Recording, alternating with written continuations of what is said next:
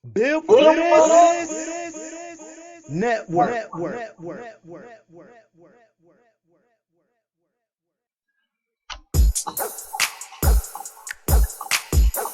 What's up, sports fans? Fans of the culture, this your man HRap. I'm coming at you live and direct as I do every 168 hours. This is the End of the Bench podcast, hosted by yours truly on Built for This Network. Football is what we're going to talk about, college and pro, and everything that comes in between. We're going to talk about a little basketball, college and pro, boxing, maybe mix in a little baseball. I got a lot to say about a lot of things. I'll let your boy, it's going down, HRap B, Built for This Network. I'll let your boy, 2 minutes, it's going down, 30 seconds.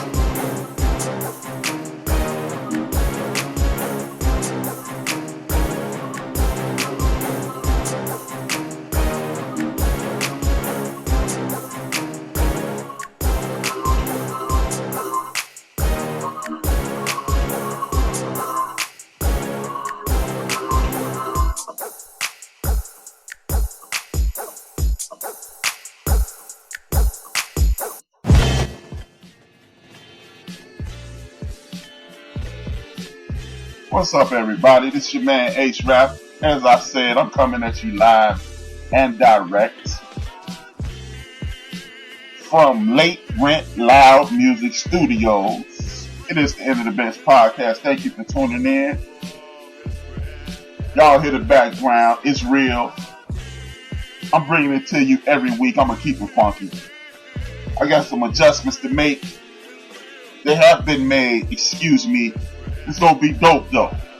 Always expect dope content from your man. It's going down. I'm going to shorten up the show. The show, I've been doing a little analytics work. And the best podcast in the world. It only lasts like maybe an hour. So guess what? Since I got the dopest podcast in the universe versus the best podcast in the world, shorten the joint up. Coming at you live and direct every week. It's HRap B. We talking sports, we talking culture. Do some interviews. You're gonna have the dope hip hop music in the background produced by Night Wonder, breaking all the laws. And remember, man, y'all know how I get down. I need you to tell a friend to tune in to Built for This Network, because I'm HRap B. This is the End of the Bench podcast, and you know how I get down. Man, I got a little bit of everything, but you know, before I do anything, I got to give respect to the ancestors, man. Always got to give respect to the ancestors. And when I do, the reason I do that for those who are new to the program is because when you send respect up to the ancestors, they send protections and blessings down to you. That's why I do it, man. So anybody who know me, know. You know how it go. I hit the reset button on that all week, all night long. It's going down. But the reason I do that, man, it was taught to me that you have to do those things, to have some semblance of respect and show why you are here. Again, this is the End of the Bench podcast, brought to you on Spreaker.com. From Late Rent Loud Music Studios. If you don't catch me live tonight, you can always catch me on Spreaker.com, create a profile, follow the network, Built for This Network. You can catch us on YouTube for Built for This Network. You can catch us on Apple Podcasts, Built for This Network, the End of the Bench podcast. You can catch us on Spotify, same way. You can catch me on iHeartRadio, same way, Built for This Network, the End of the Bench podcast, Google Cast, Castbox, Deezer, and Podcast Addict. That's how you can catch up with your boy. You ain't always got to listen to your boy live, but make sure you live while you alive. You listening to your man right here. This is the End of the Bench podcast, hosted by yours truly. I do sports, culture, and hip hop. I know this is repetitive. I just want to make sure if you just tuned in, you getting everything that you need. And as usual, like I said, I give respects to my ancestors. The people for the reason I am here. This goes for everybody in my family that has the last name Whitmore. Everybody who has the last name Pollard. Everybody who has the last name Turner. Everybody who has the last name Battle, Cotton, Harper, Bailey, Lansdowne, Liggons, Duncan, me, my pops, my grandpops, we the Williams clan, we in the building.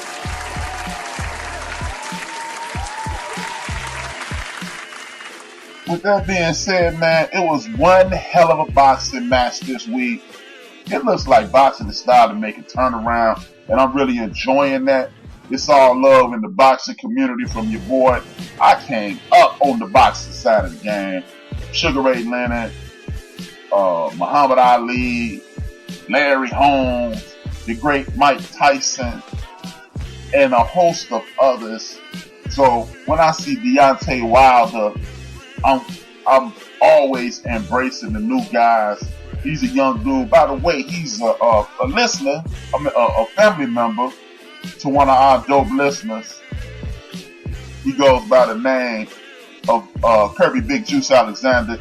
He comes in the chat room from time to time. It's Kirby Clemenza.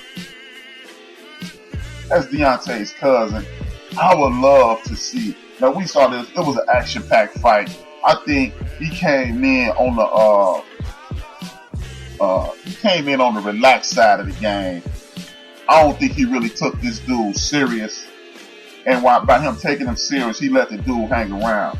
But when you got that big time power like Deontay has, what happens is that power sneaks into the fight. Next thing you know, bam, you laid out. But you cannot depend on that, because at some point, brother Deontay, you are going to come up against a skilled competitor. And when you come up against a skilled competitor, what happens is he does you much like James Buster Douglas did the great Mike Tyson. He used his skill and not just his power and athleticism to take you out. We don't want that for the young brother Deontay, because the new term is woke. He seems to be one of these woke people. He speaks about the community. He speaks about spirituality. And he seems to be an all-around good guy.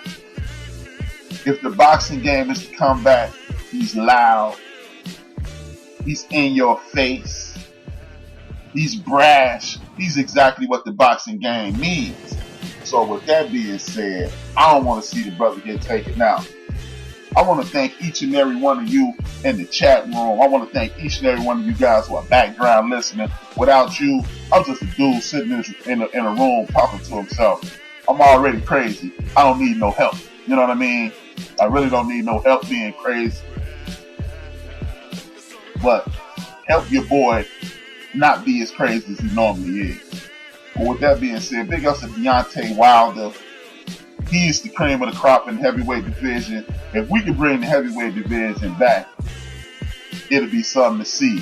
See, this another reason I try to big up alternative sports is because seeing things like boxing, even though everything is political at this point, every single everything is politicized in this world these days. But when you are dealing with boxing and the way they are trying to save the boxing game, Deontay Wilder and other big time boxers in his class could be the difference in getting your head bashed in the NFL for 10, 12 years, or making you $200 or $300 million real fast and retiring from the boxing game. A lot of people don't see it the way I see it. They go, oh, nah, man, that ain't the way to go. But it is the way to go, y'all. It is. Look, we like to pretend that sports is about viewership and competition.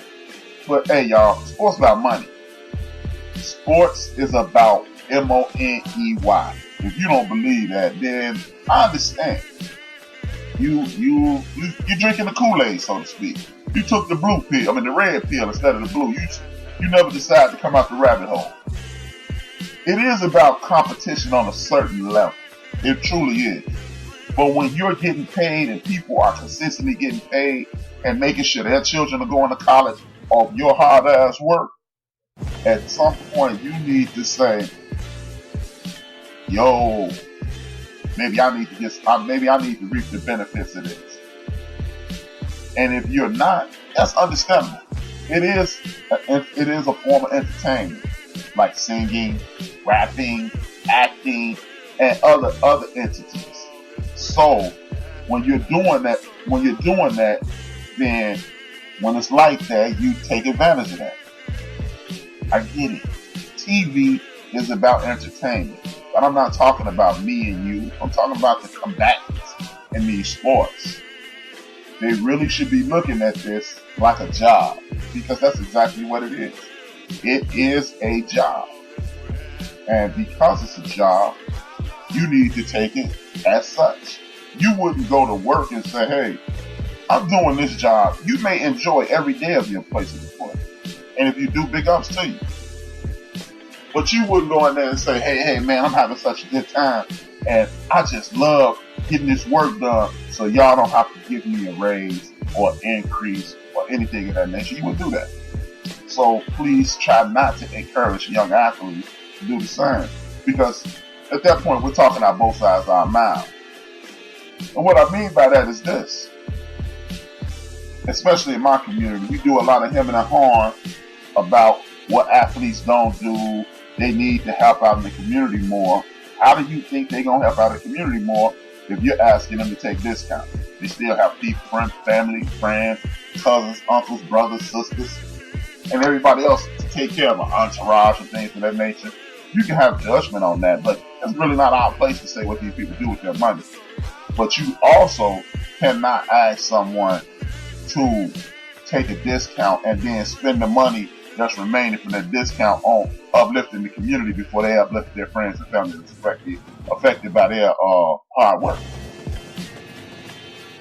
So with that being said, hey, Deontay Wilder, get it in, bro. Other young brothers, if you're not an academic, if you're not a mechanic or some type of skilled labor, and sports is the avenue that you choose to enhance your life, remember, it is definitely not for the fun. It's for the money. Because look at it this way: if they can afford to pay you $250, $300 million, if they can afford to lace your pockets like that, how much money are they making you? If the person who cuts your grass, would you pay him more than you can afford? No, you wouldn't. I doubt it very seriously. If you would, I'm almost sure you wouldn't. So why would you assume that some billionaire who can give you a $250 million check like it's nothing? Like it's nothing. You would go, yeah, but I'm gonna cut him a deal. No one will cut that dude a deal. No one would. I'm gonna be behind on my mortgage so my grass will look nice. Now there is some people out here that stand beyond their means, but not many of us would do that. And again, I'm not knocking you if you do. I'm just asking, when you're dealing with these young athletes and even these big time athletes, don't ask them to take a discount, because those team owners or partners, they start calling them partners now because they really care about your feelings. Okay, right. What they do is they're not gonna pass that discount down to the friends and families and the neighbors. I live right down the street from the damn stadium. I ain't never seen one of them knock on the door. Yo, rap. We throwing a discount on the beer and the tickets tonight. Shoot on down there, man. We gonna give you the discount. Because Derrick Rose took a discount. He ain't take the $250 million. He took the $175 million. They not doing that.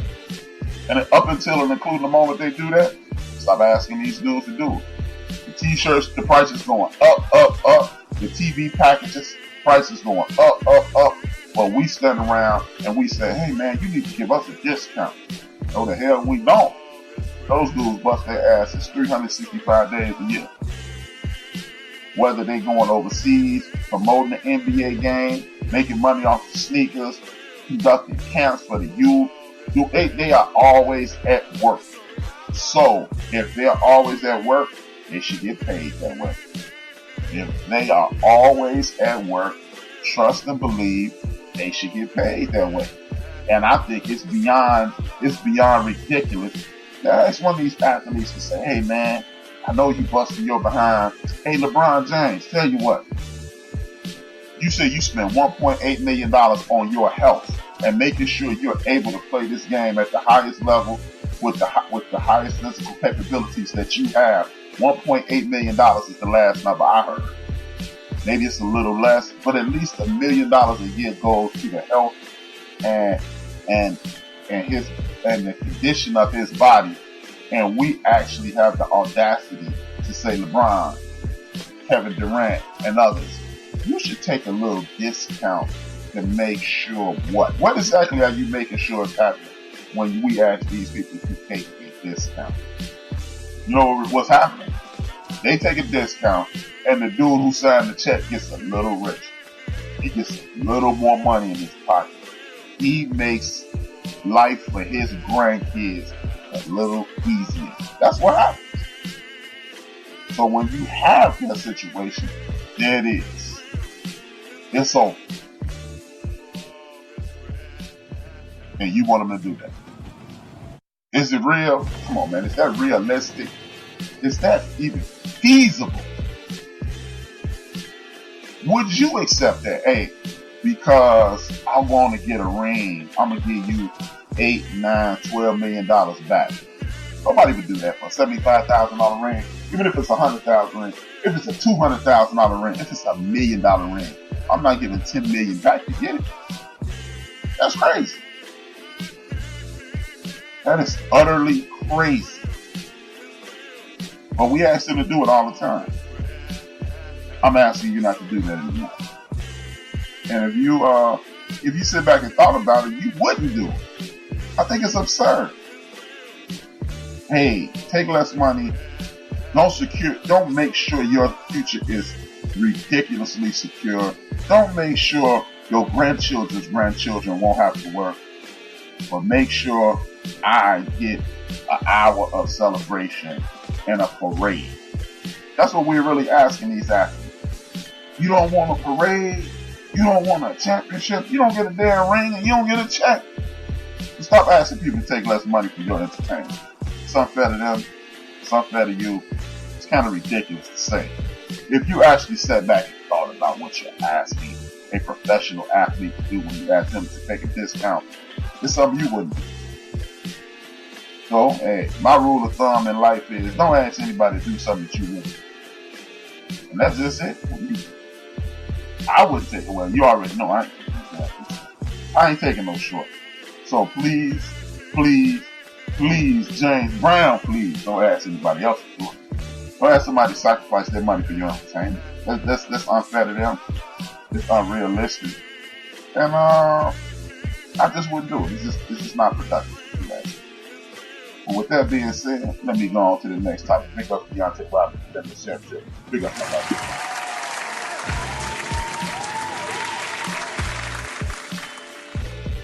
That's all I have to say about that. Next up, we're going to talk a little college hoops. It ain't a whole lot changed in the last 7 days. Duke still reigns supreme. Coach K still getting it in. Big ups to Coach K. Y'all know I got the Chicago Bite going down. Coach K.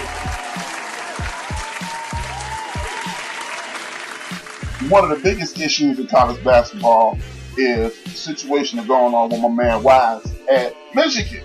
Memphis.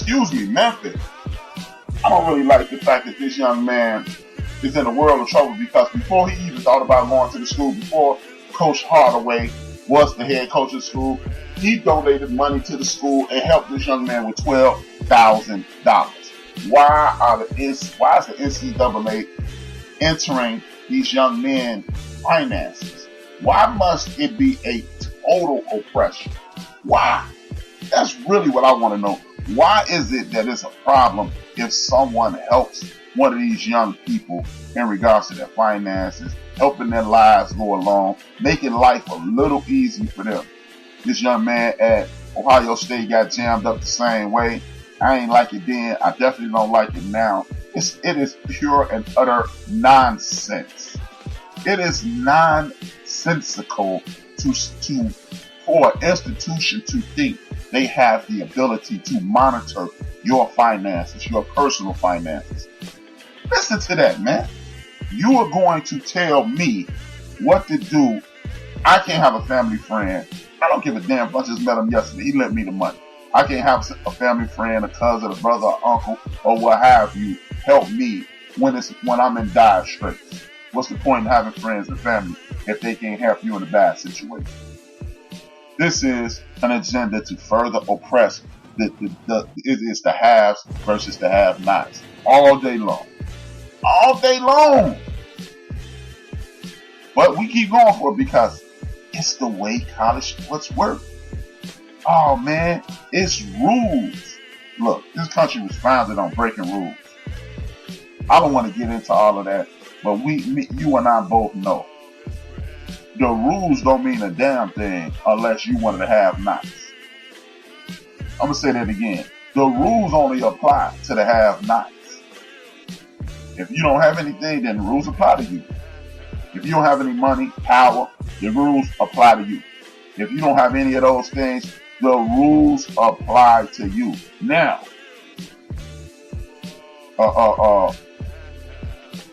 next thing you know, everybody's gonna be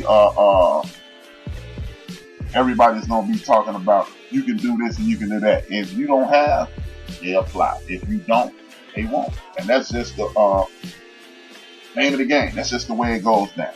Sorry if you disagree. I mean, I don't have a problem with you disagreeing. Disagreeing is part of life. I'm with it. Some people don't see it my way, but you don't have anything, rules apply. I just want to know, what's the big deal?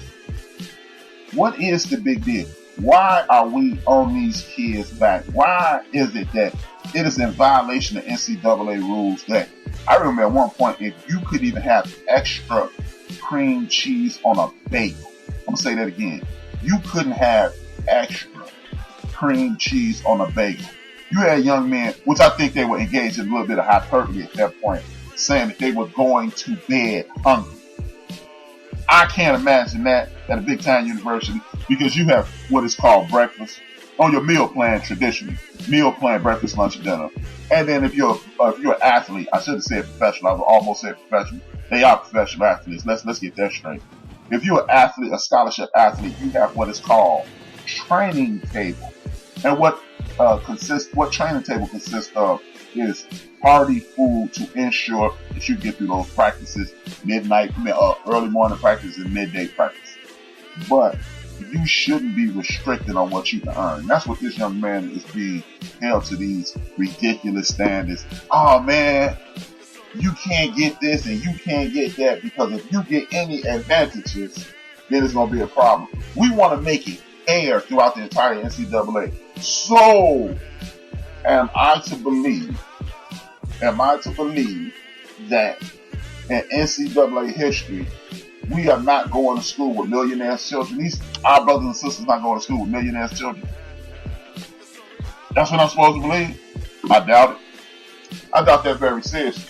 And again, this is the End of the Bench podcast. I am your man, HRap on Built for This Network. Thank you for tuning in. If you are a background listener, please create a profile and join us in the chat room. You can present a question or agree or disagree with me, or you can give me a call. A simple call will work.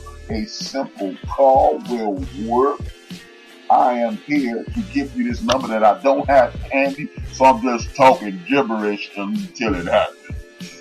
Okay, the number you can give me a call at is 773-797-2409. That's 773-797-2409.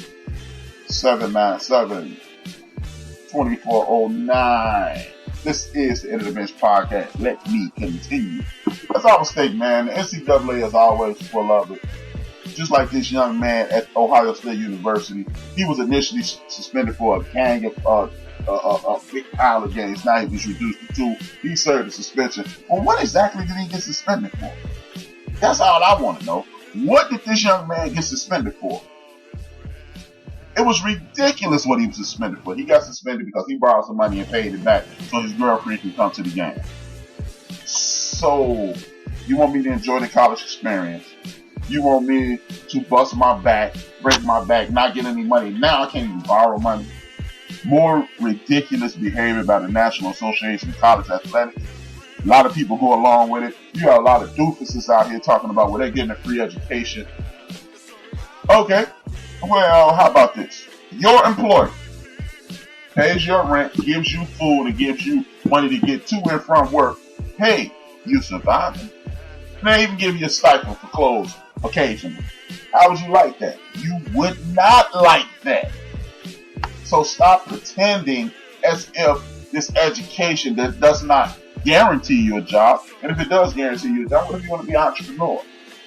How does it help you with this? Some of us aren't academics, so why we're forced to go through this branch of education? You see what I mean? These are the things that are always floating around that's really not doing us any good. You can't take money from family friends, can't take money from family members, but are you telling me that these rich kids on campus who got way more money than y'all probably willing to give me, they're not riding around in Porsches, they're not riding around in Mercedes Benz and things like that? Yes, they are. So why is it a problem when the bros get it? See, it's always a problem when the bros or the disenfranchised get anything, because then it's a problem. Now we want to break out and use these fictitious words like fair. To quote the great Shannon Sharp, host of Undisputed, fair is where you get cotton candy at, and they judge pigs. That's what a fair is. Because there's nothing in the United States of America that has been fair since its inception. People have died at the hands of the government. Nobody was talking about fair then. So if you talk about fair, I need you to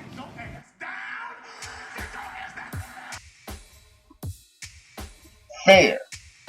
These are things that are only talked about when you're dealing with people who are disenfranchised. When you want to take people who don't have and talk them into things, talk them out of things that people that have possess, that's when the word fair comes into play. There's no fair when police officers are killing people in the street. There's no fair when the education system is unbalanced. It should be run like a communist state. If it's in one school, it should be in another. Where's the fair then? Where's the fair at Westinghouse Vocational High School here in Chicago? We didn't have a computer lab. We didn't have a law class. We didn't have a modern dance class. But at Lincoln Park High School, in the same Chicago public school system, they did. At Crane, they had less. At Krieger, they had less. Even at Westinghouse, and so forth and so on. So why is it that the only time the word fair is pushed into place is when people who don't have, people who are trying to climb the ladder of success, and people who almost get it, those people almost get an advantage. That's when we start talking about fair. That's when we start talking about justice. Why is that we only talk about that then? When we're on the come up, when poor people on the come up, we always talk about fair and unjust. Miss me with that nonsense, people. I'm not trying to hear that. If we gonna be fair 365 days a year, 24 hours a day, or we not gonna be fair at all. So, the next time somebody tells you about education and how these young men have an advantage or what have you, you tell them, drop dead, Fred. We ain't trying to hear that. Miss me with that nonsense. This your man HRap with the soapbox segment of the week.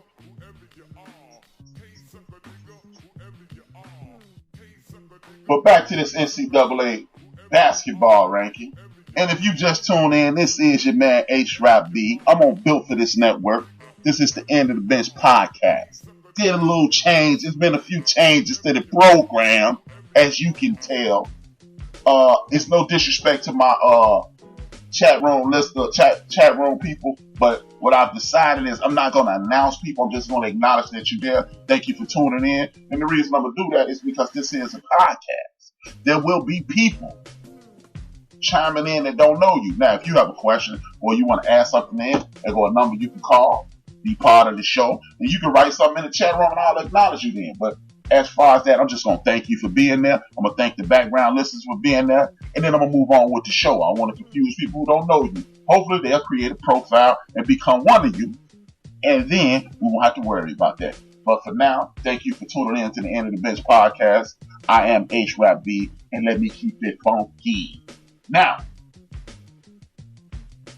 as I stated, the men's basketball season is not even in full effect yet. It's like half of the NBA season. There have only been 5 to 6 games in most cases. Some teams only played 3, like the University of Michigan State University. They only played 3 games. But as you look at the end of the bench power index, I got number 10, Ohio State University in the building. Much love to the Ohio State Buckeyes. They number 10.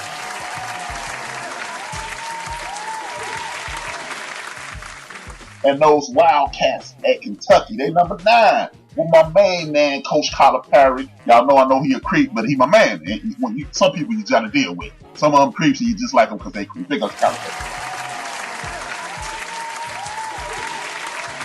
I got number 8, the Gonzaga Bulldogs. They used to be a mid-major, now they big-time basketball, y'all. They played a national championship game a few years ago. I expect big things out of them. Coach France is a dog.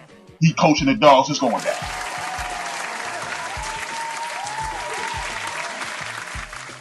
And then, number 7, I got the Virginia Cavaliers.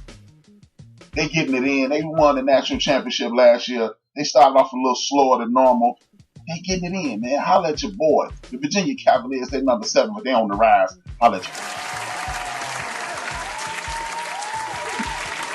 boy. Even though I'm used to them being in the ACC with people like my man, the late great Len Bias, and my man Juan Evans, point guard extraordinary, won their only national championship with the Big Ten zone. Maryland Terrapins, aka the Turtles. Where they get that Terrapins? Come on, y'all, stop. It's always got to be something fancy. The Maryland Terrapins, they number 6 in the nation. Big Ten in the building.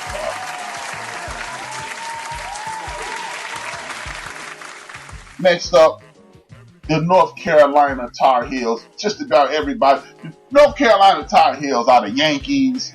They are the Pittsburgh Steelers and the Dallas Cowboys.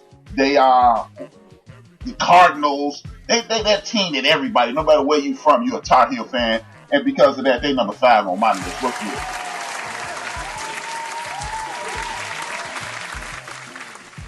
Number 4, the home of basketball. James Naismith from there. Dean Smith from there. Wilt Chamberlain played there. Paul Pierce, old 8-9 played there. Scott Pollock played there. Car Wash played there. Everybody played there. The University of Kansas, number 4. Bill Self, a.k.a. the low-key snitch. He number 4 on my list now.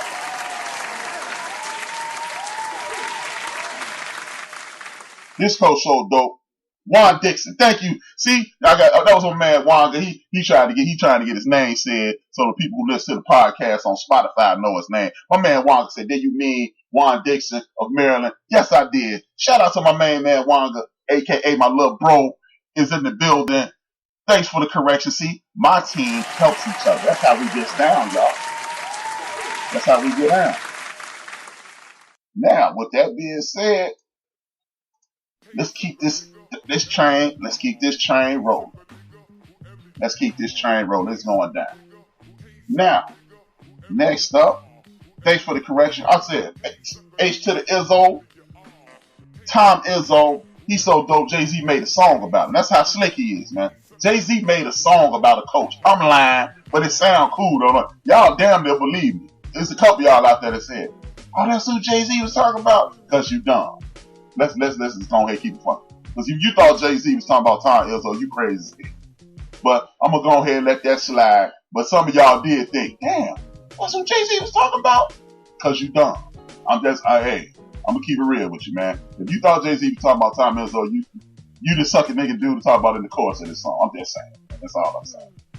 Now, he number 3 in the nation. I like Tom Izzo because he go off on the kids. Anytime you go off on the kids, you got to get big up. Tom Izzo. Next up, home of the original snitch, but I don't even know the coach there now. You got to look into Louisville. But Louisville number 2 in the nation on the end of the bench power index. That's what's good. Holla at you. And for the second consecutive week, maintaining the number 1 status, it's the Duke Blue Devils. They are in the building. Much love to the Duke Blue Devils. They're in the building. It's HRap. It's the End of the Bench podcast. Holla at your boy. And always remember, man, never forget this. I want y'all to never forget this, man. This is the End of This Podcast on Spreaker.com. But if you just tuned in, all you have to do is go to Spreaker later on this evening, listen to the show. Go to YouTube later on this evening, listen to the show. Go to Apple Podcasts later on this evening, listen to the show. Write a review on there. Give us a 5-star rating. If we don't, I don't need you messing up my rating. Just go in there and say we go. I don't need all that extra stuff. Just do what I said. Just follow the instructions. That's all I'm saying. Then, if you don't have, an iPad or iPads, an iPhone or iPad, I want you to go to Spotify. And then if you don't have that, I want you to go to iHeartRadio. If you don't have that, I want you to go to Google Podcasts. If you don't have that, I want you to go to Castbox. If you don't have that, I want you to go to Deezer. If you don't have it, I want you to go to Podcast Addict. HRap B is all over the world. Holla at your boy. Back to the show. But the NCAA, like I said, man, everybody want to be fair. You want to spend this young man for 12 games. Ain't nobody trying to hear that nonsense. It's some foolishness that y'all on. And if y'all want to play that game, go ahead and play that game, man. But we ain't finna keep supporting this nonsense, man. That's all I got to say. This HRap B, we don't play that nonsense here, man. Because we get violent. I'm from Chicago. We shoot people. I'm just joking. But we do shoot people in Chicago. And if you get to playing that nonsense, we getting at your neck. That's all I'm saying. Yeah, it's violence on the End of This Podcast, but it's all in fun. Violence and cowboy moves. So get on about it, man. I ain't trying to do it. But seriously, man, I'm tired of the establishment always talking about fair and just when it concerns people who don't have. And that's what the rant about college basketball, college athletics in general was about this evening. And if you ain't like it, so what, man? You listen to the End of Bench Podcast on Filthiness Network. That's how we do that. We do things to annoy you. We make you think. And this HRap B. This is the End of the Bench Podcast. We getting it in, and if you don't like it, get out. But hit the like button, hit the share button, tell a friend to tune in. Yeah, that was kind of bogus, wasn't it, y'all? I dissed you and then told you to listen to my show. Yeah, I'm from the hood. What you expect? Don't expect a lot from me. How about that, man? The music stopped. HRap, your show sucked, man. Your music ain't even staying on. But since the music ain't staying on, that track got deleted. Yeah, look at dope. Hey, HRap dope, y'all. HRap is dope. Back to the show. Enough of jocking myself. I can't be jocking myself on my show. Can't do that, y'all. But with that being said, enough of that. We're going straight into the NBA. I'm gonna stick on this basketball. I got this basketball thing jumping off, y'all. And the reason I got this basketball thing jumping off is because the NBA is about to piss me off. Now, why are you going to be pissed off, HRap? You always mad. They used to call you Angry Man. The NBA is wondering, why is it, HRap, that the NBA is going to piss you off? The reason the NBA is going to piss me off because they are in talks. I like the NBA 20-game video include WNBA teams. No, sir, Ron. No WNBA over here, bro. None of that. But back to the show. The NBA about to piss me off, y'all. They want to change things. They want to enhance your NBA experience. No need to enhance your NBA experience with these nonsensical changes that they want to make to the game. That's stupid. It's stupid. Look, I understand they are in the business of making money. I get it, man. HRap, y'all know HRap loves cash, man. It's about the cash with me. I get it. I'm not saying don't make no money. I'm not saying don't maximize your ability to make money. I'm not saying any of that. What I am saying, NBA, is this. Instead of trying to tweak the league, it's 82 games. I never watched hockey, maybe a highlight clip. I'm going to believe that, Ron. You from Canada. Hockey is a religion up there, bro. That's my man, Ron J. great country Canada. Big ups to Ron, man. I'm internationally known, loved, and respected. Holla.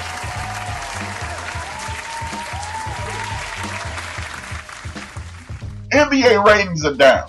So they're going to go into a frenzy and make it so people will watch. I understand the concept. I disagree with the idea that you've come up with. Because soccer is the greatest game in the world today outside of the United States of America. It's the greatest game. It's the world's game. So you want to copy hockey and say we're going to have a tournament in the middle of the year to determine what? Nothing. What you do, NBA? Stop, as my grandfather would say. You guys will consistently hear me quote my grandfather because he was cool as hell, and your grandfather wasn't that cool, so just listen to mine. But they want to tweak the league because ratings are low. I get it. You're in this business to make money. I don't think this is the way to treat it. A tournament in the middle of the season, cut down on games because you got guys doing load management. Listen to look. This is when the nerds who have infiltrated sports really piss me off, and this is why I address them as nerds. Oh, they play too much basketball. By the time they get to the NBA, they play with AAU. They've played X many hours of basketball. That's why people are breaking down. Lo and behold, LeBron James never breaks down. But he spends a lot of money on his health. He eats right. He ain't eating at McDonald's. Remember Kyle Lowry and DeMar DeRozan used to look like Fat Man and Robin? All of a sudden they stopped eating McDonald's and both of them slimmed down and bam. How about that? How about trying to get the players to eat properly, which will allow their muscle tendons to be healthier, getting rest. You know, being at the club, excuse me, lady, with the bitches ain't gonna help you. I'm getting these holes. That's not helping your game, bro. That's not helping your game. Or the homies in some case, the bros. Some of the bros chasing bros, but that's not my business. But stop being in the club drinking all night, smoking weed all night, and kicking it all night, and you can play. You stay healthy. And no disrespect to the ladies, I'm just repeating what I heard. You know, hey, if it don't apply, let it fly. That's my rule. But number 2, WNBA, the next best thing is the women beach ball. And come on, man, come on, bro, come on, Ron. No, hey, Ron, slow down. Let me hit the pause. Let me hit the pause on Ron. Ron, cut it out, bro. That WNBA basketball is actually a better brand of basketball than you watching the NBA because they can actually dribble, they can actually shoot, they can actually handle the ball, they actually pass the ball. Ron, don't be I'm gonna take you back to the 70s. Don't be a chauvinistic pig. I know don't get me wrong, I ain't doing a whole lot of WNBA watching, but when the NCAA tournament come around, I be watching the ladies, and they be getting it in, man. They be getting it in, Ron. So I'm gonna need, hey Ron, this your very first one. Hopefully it's your last one. I'm gonna need you to grab a chair, go to the nearest corner in your house, and back to the show. Welcome to the family, Ron. You got to sit your ass down. But like my man Knox just said, health is the key to longevity. That's what's wrong with these dudes. Now, some players, no matter how well they take care of their body's just not built for the marathon of the NBA season. That's just the way it goes sometimes. Some people are just not going to be healthy for extended periods of time. Hey, you may have the ability to play basketball, like my boy Roy up in Portland, like my man Portland, Snake bit like my the dude who was picked before KD, looked like LeBron, little brother. He come from Ohio. We don't know who LeBron daddy is. I ain't saying nothing. But, you know, it's a lot of dudes who just consistently get hurt. And it's not because they're not taking care of their body, their just body is not built for the rigors of the National Basketball Association, the NFL, or Major League Baseball. You just get hurt a lot. It's just, this is the way that the cookie crumbles sometimes. But if you stay your ass off that monkey oil, stop smoking so much weed, stop kicking it so hard, stop chasing ladies trying to get a girlfriend every time and go to the nearest hotel room, relax, stretch, and maybe, just maybe you'll get healthy. Penny Hardaway, another one of the brothers. Grant Hill, another one of the brothers who health just life threw them a curve and they couldn't hit it. But by and large, all this, how are you tired from playing basketball? Because, hey man, I got homeboys who play professional basketball, played in the lower levels of professional basketball and other situations. My cousin OJ, you know what they do when the season over? They go hoop. The Drew League out in LA, shout out to D Great. The Rucker in Harlem, shout out to my man DJ Knox. I hit them because that's where they live, on the east and west coast. Here in Chicago, IIT, a couple of summer leagues here. They playing summer league basketball all the time. So how is it a problem?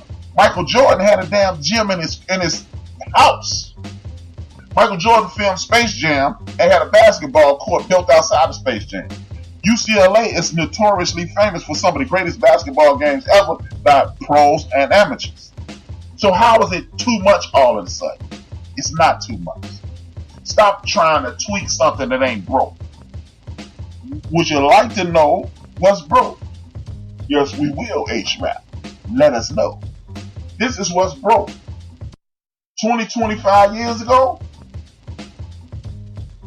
people used to learn how to play the game. I'm going to say that again. People used to learn how to play the game. When you're on the left side of the rim, you use your left hand. You're on the right side of the rim, use your right hand. Drive, pull up 16 feet, drive, pull up 18 feet, foul line extended, baseline, both baselines, so forth and so on. These dudes can only dunk or shoot the three. When you don't learn how to play the game, it no longer becomes interesting. You know, like last night, I'm gonna get on my man Joel Embiid. This mug is 7 feet tall. The most unstoppable basketball player damn near in the league. He's one of the top 5 most unstoppable players in the league. He can shoot the three. He can shoot the 16, 18 footer. He can kill you in the post, left hand, right hand, dunk. He can do it all. My man went 0 for 11. First of all, I got a problem with the best player on your team only taking 11 shots. I got a problem with that right off the rip. Second of all, 4 of those 0 for 11 were threes. Why in the hell are you 7 foot 2 inches tall, shooting 22 feet away from the rim? You immediately made yourself 6 feet tall. Because you're still 20, no matter how tall you are, you're 22 feet away from the rim. This is his stupid basketball. Coach Brown, shout out to Coach Brown for getting the job. It was either Australia, New Zealand, he the national coach. They gonna lose. Because he got 7 footers shooting threes. They gonna lose. See, you ain't smart enough to put Joel Embiid in the post and get him some easy buckets. It's a problem. It's not a 3-point shooting league. It's not. Yes, Stephen Curry, Klay Thompson, and that crew shot threes with immense efficiency. But that's not the way you win basketball. I want to welcome everybody to the End of the Bench podcast. I've changed up a few things. I don't really announce people anymore. I really appreciate you coming in. What I do is, because this is a podcast and people are going to listen to it, if I announce each and every person, it takes away from the actual show. So I am going to acknowledge you. Thank you for being in the chat room. Thank you for tuning in to the End of the Bench podcast. Thank you for listening to Built for This Network. But I just want to get on with the show, because people who don't know us, they're not part of our family, they don't know who we are. Salute to each and every person who came in the chat room. Big ups to you. Thank you for giving me a little bit of your life. And if it sucks, you won't be getting none of that life back. But we know HRap don't suck. I'm going to keep that real calm.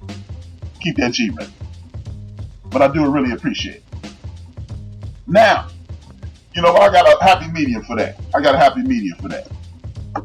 I'll do it that way. Now, but this, like the NBA, man, it's not a 3-point shooting league, people. It's really not. They keep telling you that because they want you to pay attention. They keep trying to BS us into believing that, oh man, this is the way it is. But that's not the way it is. Because if everybody don't have somebody on their team that can shoot as well as Steph Curry, then it's not a three-point shooting league. Stephen Curry is an enigma. I mean, he's a one-off. Not an enigma, because we know what he is. He's a cold-blooded shooter from all distances on the court. We know what he is. There's no mystery to that. But he's a one-off. He's a once-in-a-lifetime shooter. That's what he is. That's what he is. And for them to try to convince us that this is a three-point shooting league, it's foolishness. It's nonsense. It's nonsensical.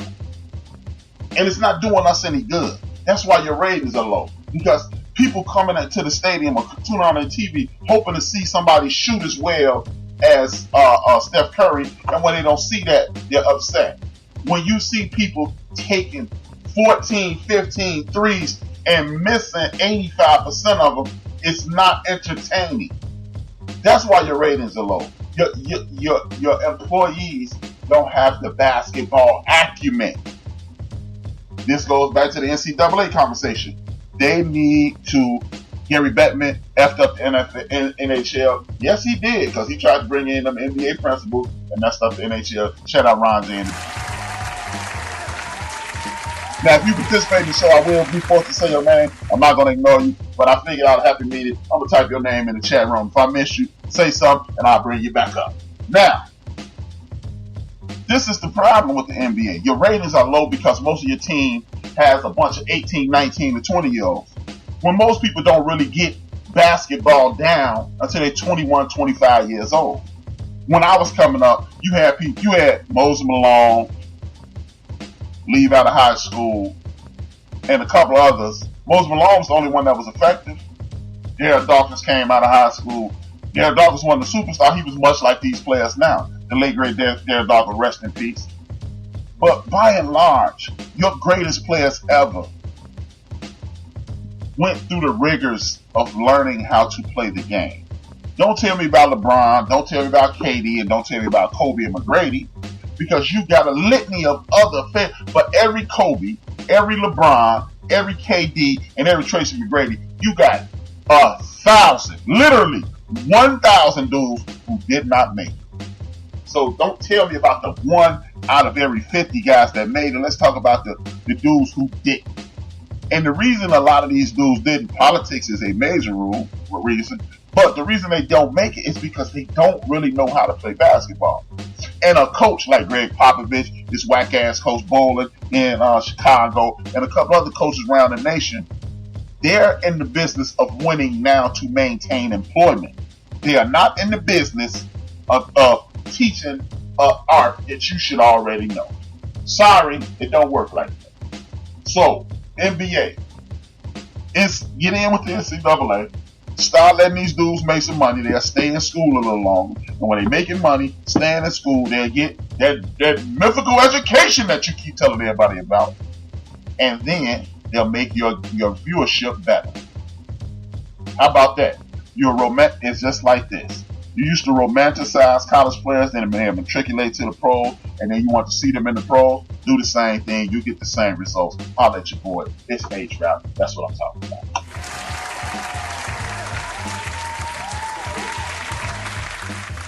Big ups to Carmelo Anthony for being back in the league and smoking my Bulls last night. Even though you smoking Bulls, I'm a big fan of Carmelo Anthony.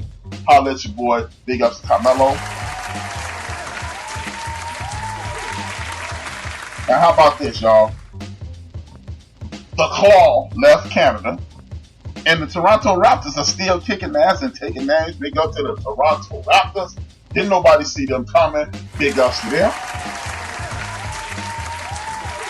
Last but not least but not last, ladies and gentlemen, haters and bitter friends, LeBron James ain't lost it. For all the haters that say LeBron cried too much, for all the haters that don't like LeBron James, for all you Skip Bayless sites out there, STBY, sucks to be you. LeBron James still got it. He knows his body. He's slowing down, but he's not stopping. LeBron James is still one of the greatest basketball players we've ever seen. He kicking ass. He taking names. For people who love the game, we loving it. Keep it going, LeBron James. You killing the game. Holla at you.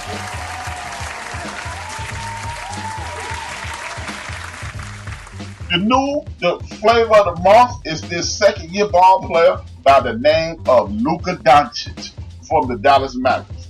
He is proof positive of what I just told you guys.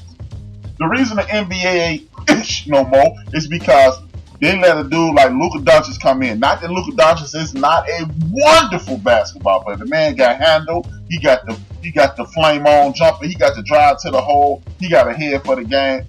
But there's no way any Americans should be allowing Luka Doncic to dominate like this. I have no European bias. What it is Luka was taught how to play basketball. And the rest of y'all know how to run, jump, and shoot and attempt threes.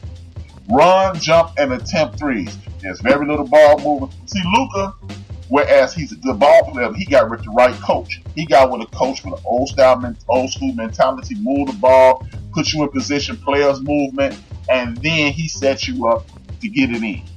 Big ups to Luka Doncic for learning how to play basketball, studying the all-time greats, the Michael Jordans, the Kobe Bryants, the LeBron James, the Magic Johnson, and so forth and so on. That's why he's dominating. And while all y'all looking around wondering, oh man, where this dude come from? He came from a European minor league, whereas they teach you how to fundamentally play basketball.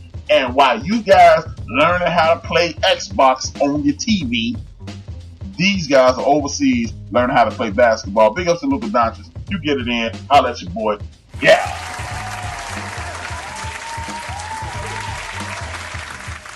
The power rankings this week, man. I'm starting off at the bottom of my list. Number 5. The aforementioned Toronto Raptors. The Toronto Raptors are not missing a beat. Their team is built on defense.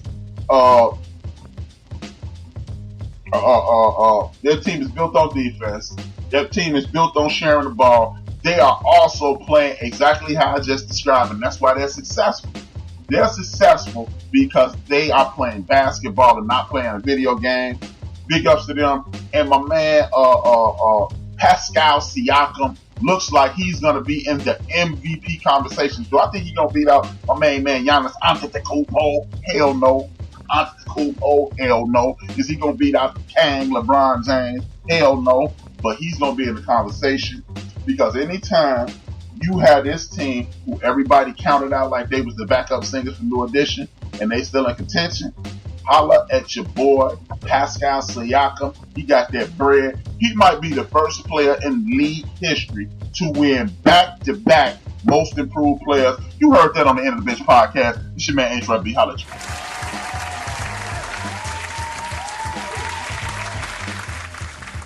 Next up, I see my man say, put your child at 8 or 9 into a soccer program about 250. Hockey's 1,200. Shout out to Ron, because I've been beating that drum for the longest. Soccer is the better deal. You can't get worldwide exposure. You'll make way more money. And you get more exposure, more money, more opportunities. Everybody loves soccer worldwide. You get the chances to view the world. And as Ron just said, $250 is not that expensive. I'll let your boy keep yourself in tune with worldwide sports. Don't just listen to America. Next up is the Milwaukee Bucks. Giannis Antetokounmpo is on a tear. He's the terror that flaps in the night. No, he's not Darkwing Duck. For y'all who know what that is, I'm not calling him Darkwing Duck. I'm calling him the African Nightmare. The Nigerian Nightmare 2K. Because old boy really wasn't no nightmare after Steve Atwater popped him. Christian Okoye got popped. He was finished. Shout out to Steve Atwater laying the wood. Anytime an offensive player get laid out by a defensive player, it just warms my heart. Because HRap used to play safety too. I'll let you know.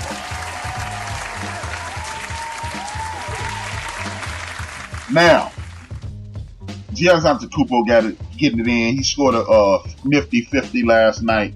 He has not missed a beat. He done developed that mid-range jumper. I heard some jackass say, well, he's only shooting at 33% this year.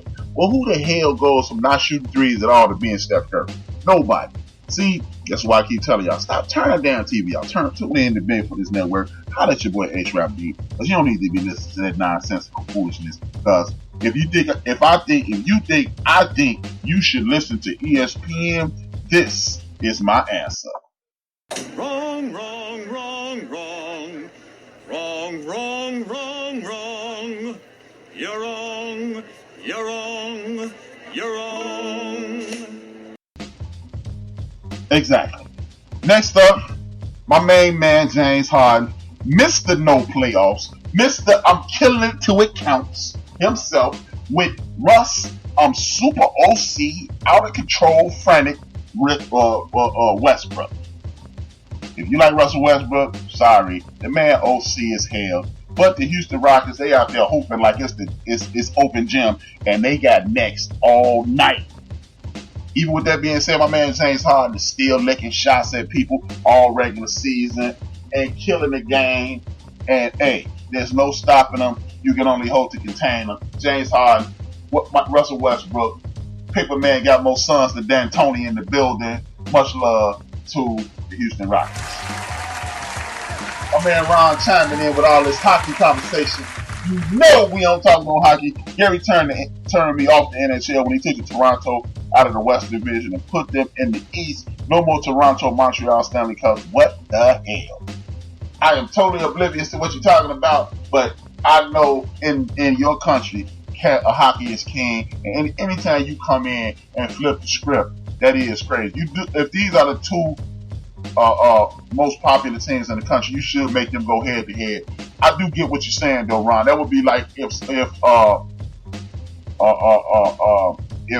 somebody took over the NBA and moved the Lakers into the East, and then there's no more Lakers Celtics potential rivalry. I got you. Holla at Ron. He educating us on all international sports. Holla at your boy. Raptors, you bet. 2P. Hey Ron, little culture miscommunication there. It's called repeat, bro. It's called repeat, not 2P. 2 in a row or back-to-back champions. It's not 2P. LeBron did some damage last game. LeBron kicked ass, took names last night. Shout out to Ron, including himself in the American show and the American sports. But you keep that hockey information coming, because me and you always talk on Twitter at HRap_B about all sports. Ron is my man. That's what's good. Next up, number 2 on my power rankings is the Boston Celtics.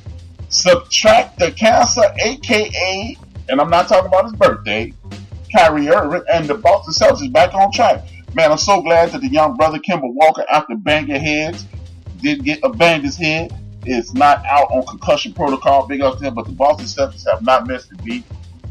Again, this is proof positive. If you teach people how to play basketball, if you move the basketball like you're supposed to do, you will execute and win. Kemba Walker got the ball movement. He encouraging people. He's a true leader on the court. It ain't about his stature. It ain't about his quickness. It's about his ability to lead other men. And since he got there, the Boston Celtics back on track. They getting it in. Holla at your boy. They number 2 on the HRap End of the Bench podcast power ranking for the NBA.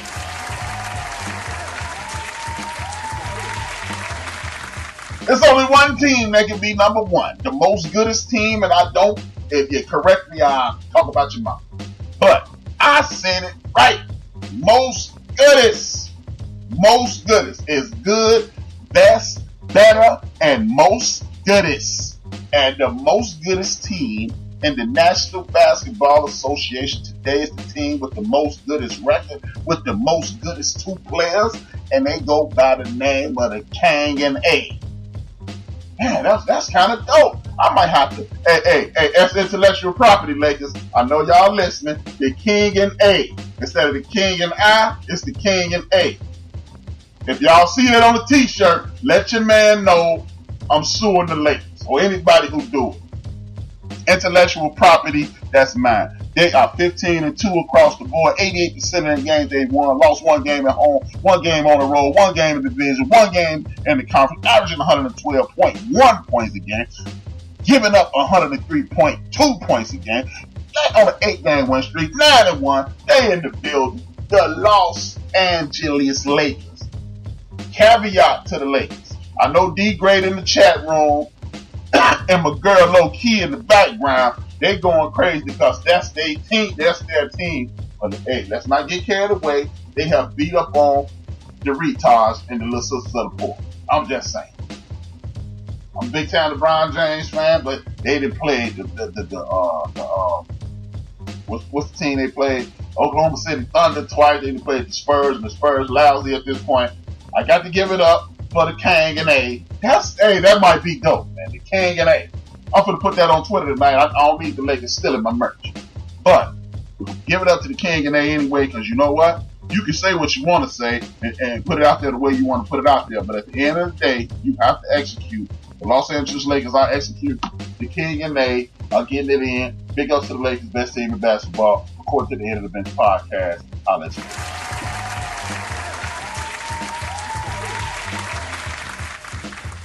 Now, it is football time. I used to have a little football music and all that. We ain't doing that no more. It's the new End of the Bench podcast. Now, it's a lot of good games this weekend, y'all. A whole lot of more good games. But we only gonna talk about the games that I saw. First of all, I want them to add 4 more games. They're in a 12-year contract, in the midst of a 12-year contract with whoever they're in the contract with. I don't know who the hell they're in the contract with. They need to add more playoff games because I am one of the people who love to debate about the college football rankings, yada, yada, yada, this, that, and the third. But at this point, they need to have everybody represented by a Power 5 conference, the ACC, the SEC, the Big Ten, the Pac-12, and the Big 12. All 5 of those people need to have representatives. Because if you win your conference or your division, you should get a slot in the playoffs. I'm just saying, man. That's kind of retarded. It's 30% retarded right there if you don't get in. If you get in, you should get in. Now, then you should have a couple wild cards. Then make it exciting. Let's get that cracking. Second thing on my docket. Chip Kelly, wait a minute.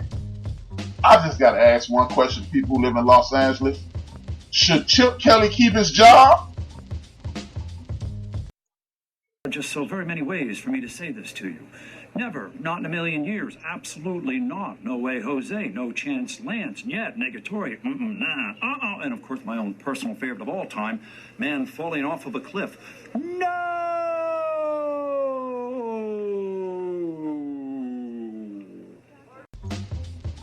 Chip Kelly need to be fired tonight. This dude is a BAUM bum. Bum. Did you guys hear me? Bum.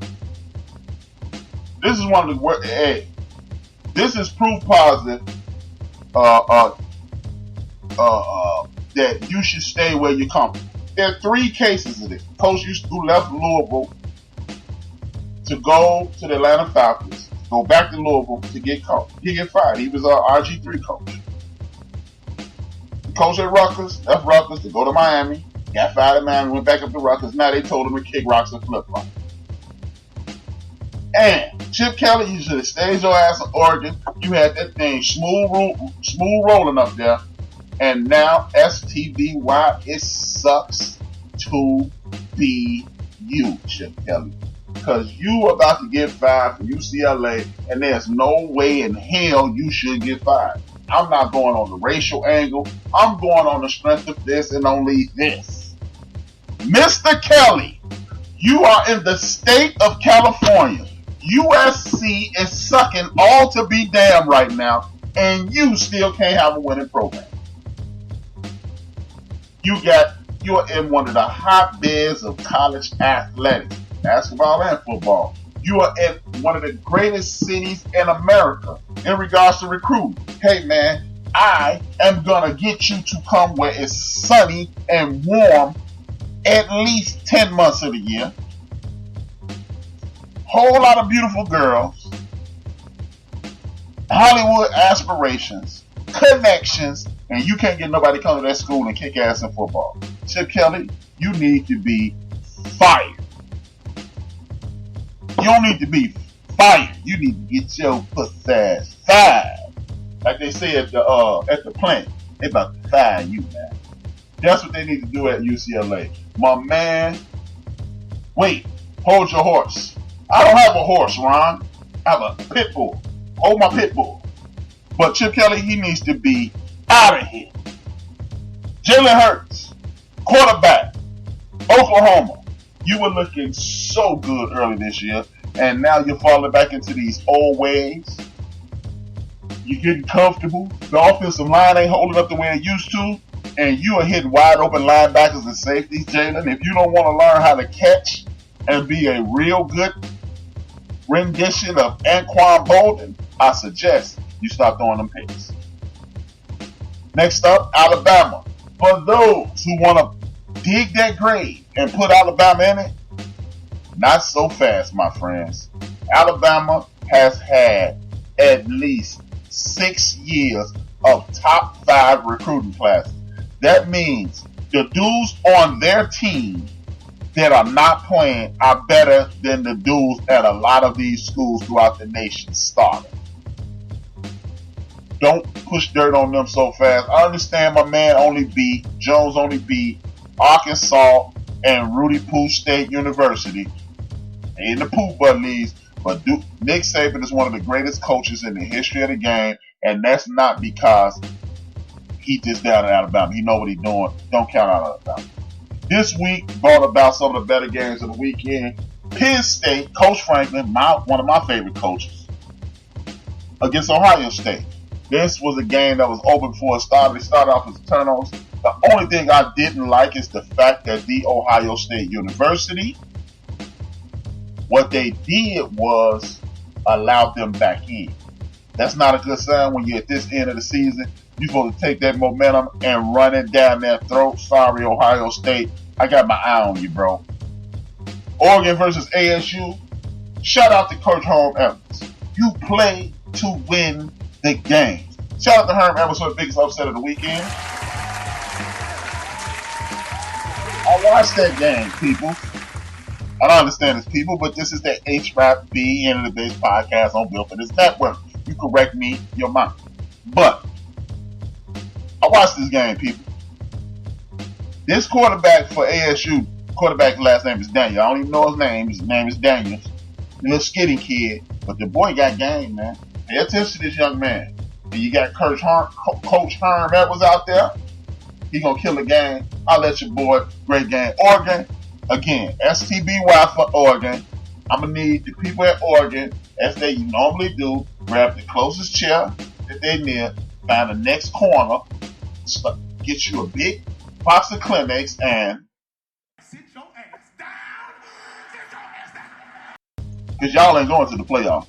Only way y'all ain't getting in the playoffs. If y'all get in the playoffs, Popeye says. That's all I got to say. The next game I need everybody to pay attention to was the Utah Utes versus the Arizona Wildcats. This was a cakewalk. My main man, Moss, the running back at Arizona State, Moss, ran for over 200 yards. He might have run them into the playoffs. If they win this Pac-10 championship, a lot of people going to be happy because there's only going to be one SEC team in the playoffs, and it will be the Utes there. Big ups to the Utes. Joe Pesci in the building.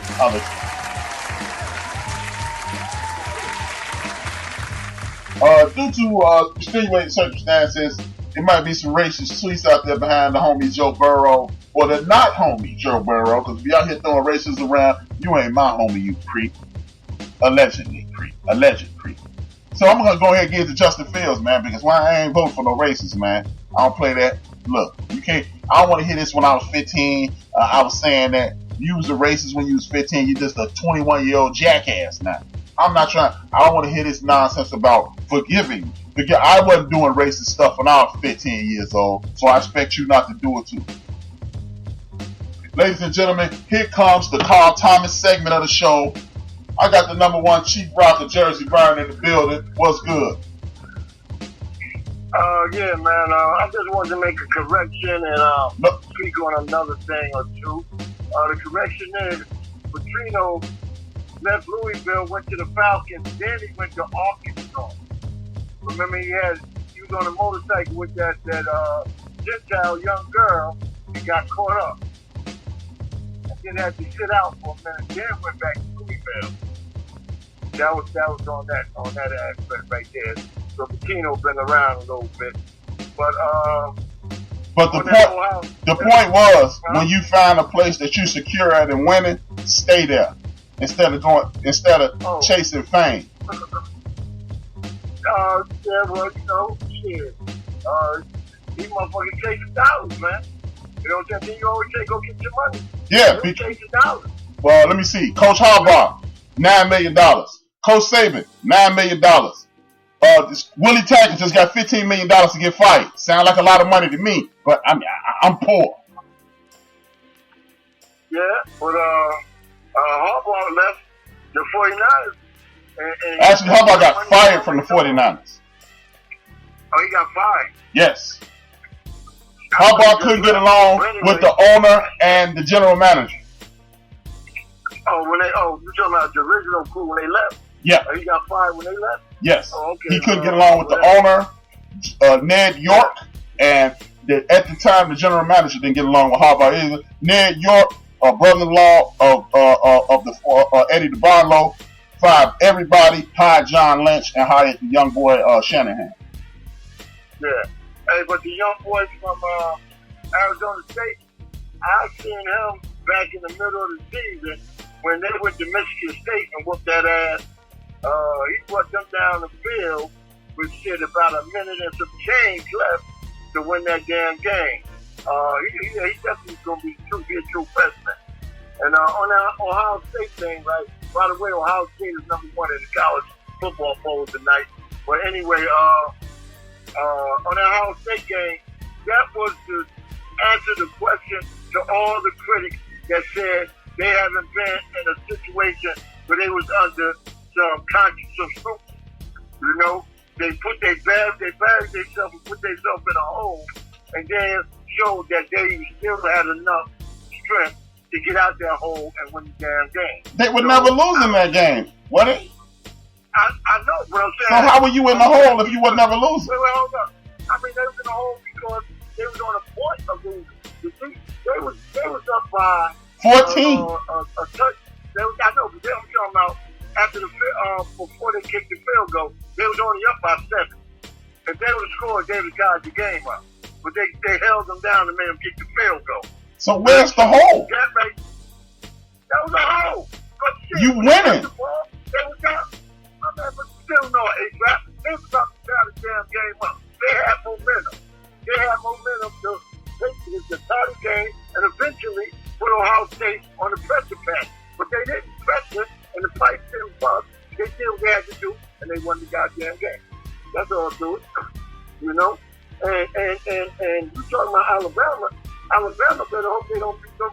They better hope them boys go off and don't whoop that ass this year. And those boys got a defensive line, all 4 of them motherfuckers going to the NFL. The whole front 4. So they better hope this year boy, whatever his name is, he better hope he eat his Wheaties that day because he gonna get his ass busted because them boys from Auburn are hungry and they ain't got shit to lose. Well, they season went down the pipe last week. Not the week before last. So we gonna see, bro. It's gonna be an interesting thing. Don't be surprised if one of them Pac-12 teams make playoffs. What do you think Utah play? Well, Utah got to win. They got Pac-12. Utah's in the Pac-12. I know they got to win. They got to win that. They got to win that playoff. That's what they win the playoffs. Then they can win. That's exactly what I said. Well, I'm repeating what you goddamn what you said, man. Goddamn it. But anyway, man, I tell you what you do. Get on this. Thank Jesus, God, and 4 more white people that Carl Thomas is out of the building. Like I was saying, man, before I was rudely interrupted by the Ohio State homer who invented a hole for his team to play out of when they were winning, I'm lost, bro. And I want to thank again, man, all the background listeners. Again, man, there's no disrespect. I just don't announce people as they come in the chat room because there are other people listening. I really respect and appreciate everybody who tuned in, but I will acknowledge you in the chat room. I will say hello to you in the chat room. I just don't want to I don't want to overdo it in regards to the announcements because people are listening on other platforms and they're not gonna know who we're talking about. So I do appreciate each and every person in the chat room. Thank you for tuning in the Bench Podcast, brought to you by Built for This Network. I am HRap B. Holla at your boy. But back before Carl Thomas called in and got all emotional about his team, I really appreciate anybody calling in. Much love to anybody calling in. But like I'm saying, I'm gonna go ahead and give it to Justin Fields in regards to Heisman, because if this young man has pulled this racist thing, and I'm not trying to hit, as I was saying, I'm not trying to hit this when you were young, man. You're 22 years old. That was 7 years ago when you was 15 years old. Look, I did a lot of maturing, but I didn't mature out of racism because I had no issue with nobody. You know what I mean? We are past the age of I didn't know what I was talking about. In 2019, in 2014, 2013, you were still thinking racist things. This is a part of your nature. This is who you are. I ain't giving nobody no more passes on hate speech. No. Hate speech at age 15, you are cognizant. You should be intelligent enough and cognizant of what's going on in the world. You just didn't think you were gonna get caught. Everybody's sorry when they don't get caught. So I'm not trying to hear that. Y'all can forgive them. I'm not. This week power rankings goes as such. Number 5, they didn't lose. They lost their best player. They beat a Rudy Pooh State University team. So what? Big ups to the Crimson Tide.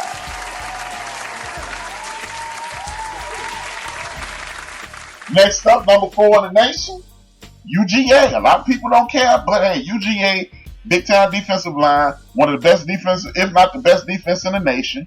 They got a solid quarterback, solid running back, big time receivers. Kirby Smart is a solid coach. I ain't saying they're the best coach. I ain't saying they're the worst team, but they number 4 on my rank. I don't care what ESPN got to say. If they hire me, which I really don't want that job. But if they hire me, then it's on. Number 3 is Carl Thomas's team. Number 3, Carl Thomas's team, a.k.a. T-Rocket team, a.k.a. the Ohio State Buckeyes, is on.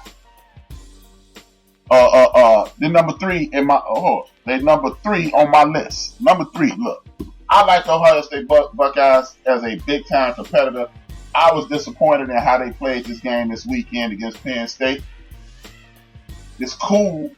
They won. I can't penalize them for not dominating, but they lost momentum. And if you lose momentum against Bama, if you lose momentum against Georgia, if you lose momentum against LSU or Clemson or one of these other big time teams, I'm not sure you're going to be able to regain it as you did, because Penn State Nittany Lions are still in the rebuilding mode.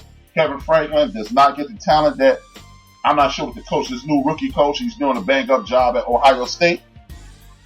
He don't get the same amount of talent. Therefore, because you don't get the same amount of talent, I'm expecting bigger things from you. But they still number 3 on the list, so they're going to make the playoffs. And I got Justin Fields winning the Heisman, but I just don't need them to lose momentum like they did. They came into this thing like gangbusters, forced a couple turnovers, but they lost momentum. When you lose momentum in this NCAA playoff situation, you usually get your behind whipped. But big ups to the Ohio State Buckeyes, they getting it.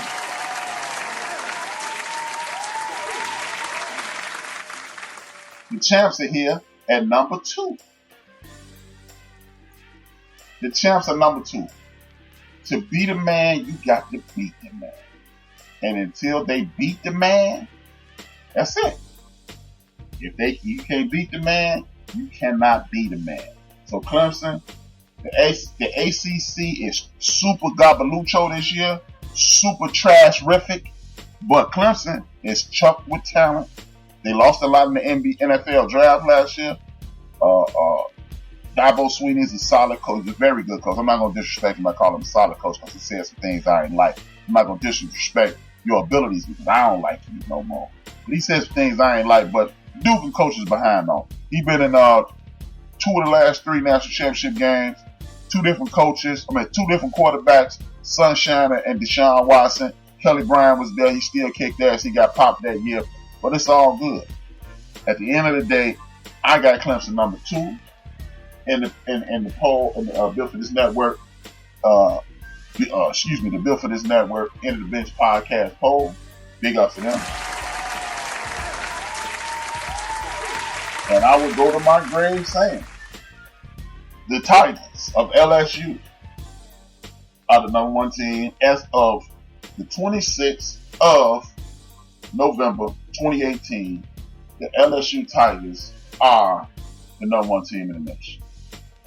They kicked everybody's ass in front of them. All the teams that everybody said they better watch out for, they laid them down. I'm sorry, that's just the way it goes. When you kick ass like they've been kicking ass, I like Coach O. I like where they getting down. Even they potentially racist ass quarterback. He kicking ass, so I got to give it up to the LSU Tigers. You can't win and be number 2. Hey, you kick ass, you take names. When the playoff starts, it's going back.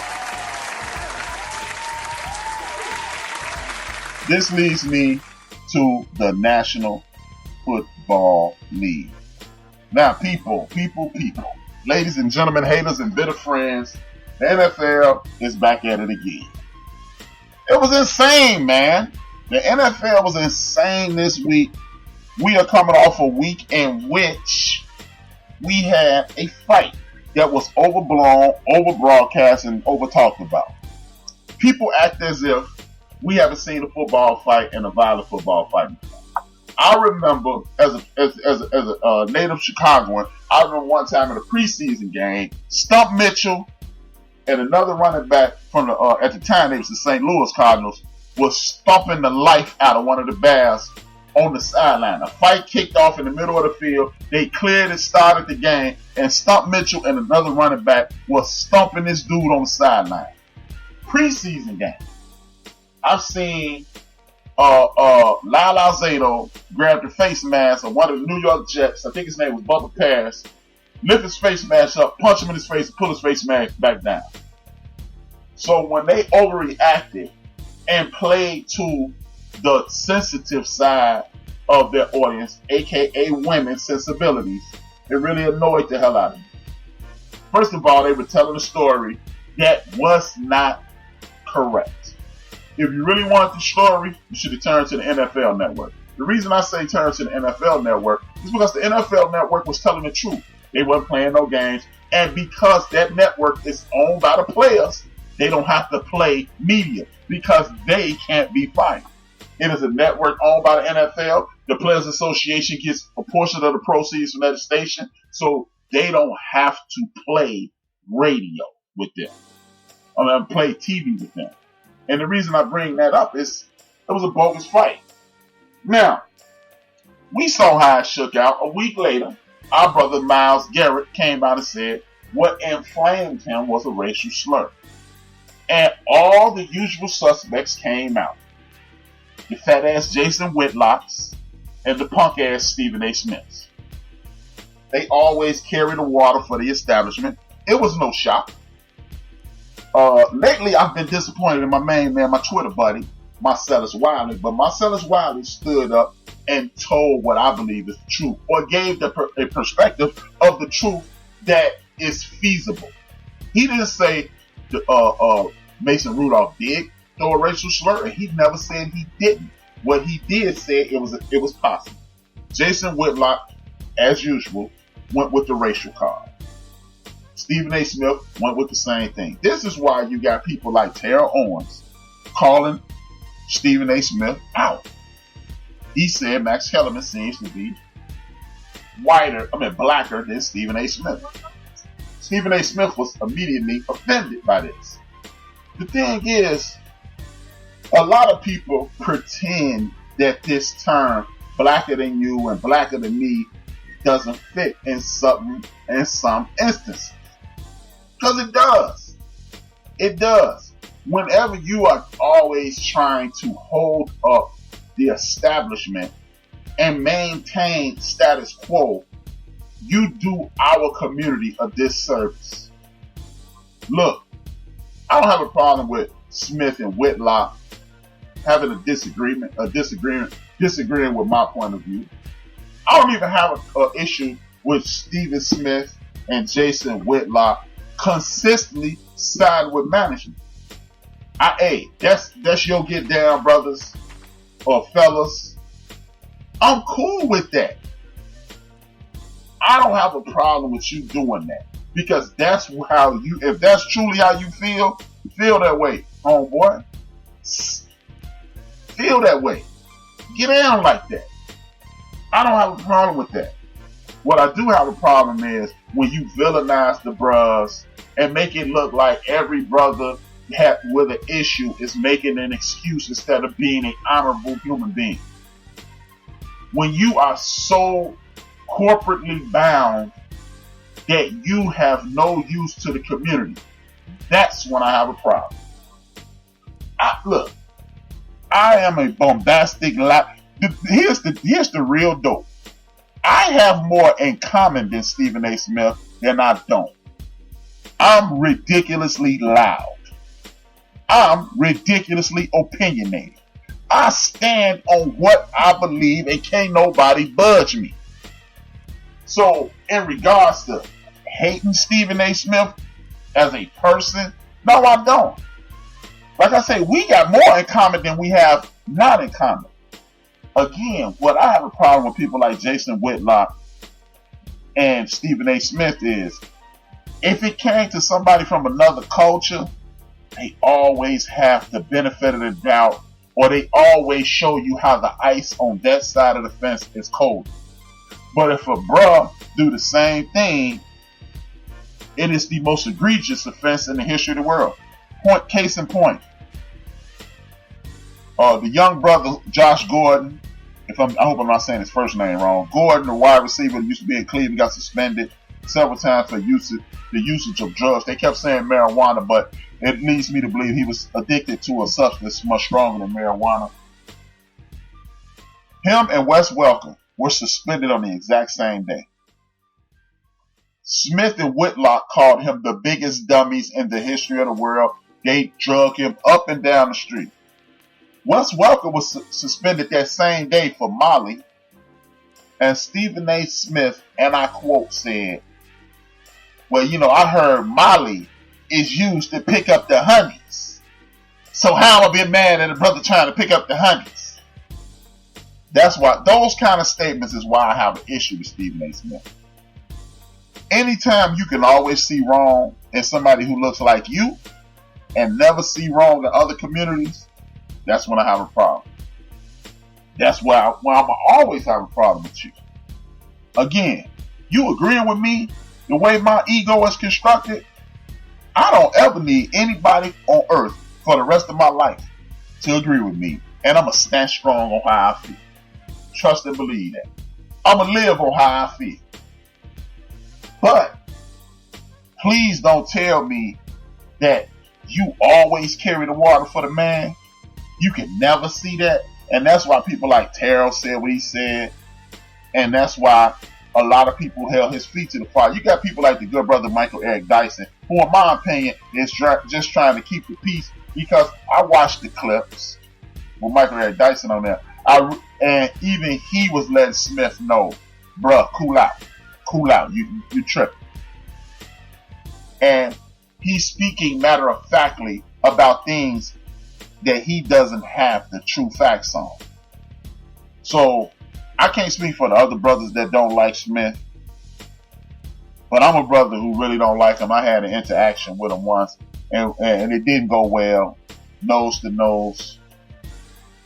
So it's those kind of things that just annoy the hell out of me when we're dealing with the Smiths of the world and the Whitlocks of the world and the others. Because when you got people like Howard Bryant, who's a right down the middle kind of guy, Michael Wilbon, right down the middle kind of guy, and others, Dyson kind of leans towards our side, but he tries to be as fair as possible. When those are your friends and they're telling you, bruh, slow down, it's a problem. I'm not going to give Stephen A. Smith no more time on my show, because I've never listened to. I don't listen to his show, and I'm sure he's saying, "Well, you know what HRap said," so I'm not gonna give him no more time on my show. But it's just time for the sucker shit to stop, y'all. It's just time for the sucker shit to stop. That's all I'm saying.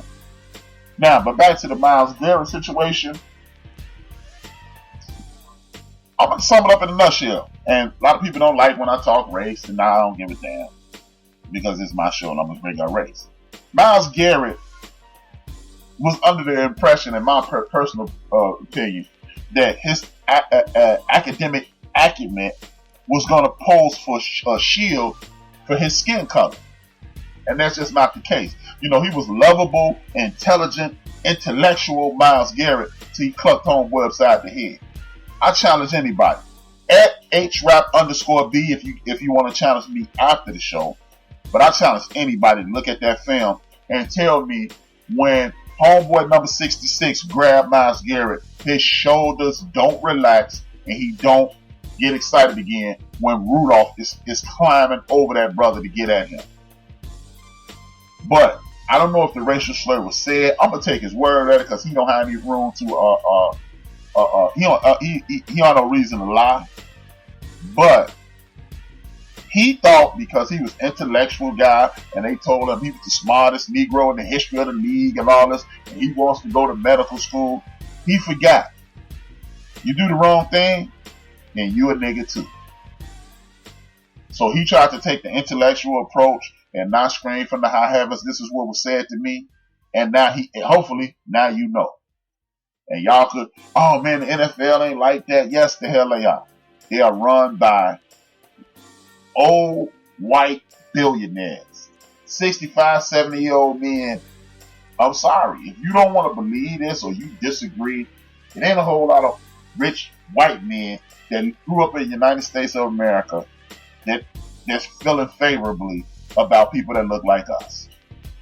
So, Myles, hopefully you woke up and smell the coffee, and if not, STBY, sucks to be you. Back to this. Mason Rudolph bust ass gonna get benched this week because he was hitting wide open linebackers and defensive backs. That's that. Shout out. I got to give a big shout out. I'm gonna stop the music right now. I want to give a big shout out to Frank Gore. One of my favorite all-time football players, one of my favorite all-time running backs, one of the few positions on the offensive side of the field that I really like and respect is running back. Ain't no room for punks on the running back. But I want to give it up to Frank Gore for being the number 3 rusher in NFL history. Emmitt Smith, Walter Payton, Frank Gore. If you wonder why I stopped the music and everything to give a big ups to Frank Gore, this is the reason I did that. Frank Gore was 2 or 3 Hall of Fame caliber running backs and behind. Look at this is how we got to know Frank Gore. Edgerrin James left the University of Miami early, which opened the door for Clinton Portis. And he left the University of Miami early, which opened the door for Willis McGahee, who Frank Gore used to block for. He used to be the fullback for Willis McGahee, who almost won the Heisman that year, blew out his knee against Ohio State, against Maurice Claret and that crew. And then Frank Gore got his turn.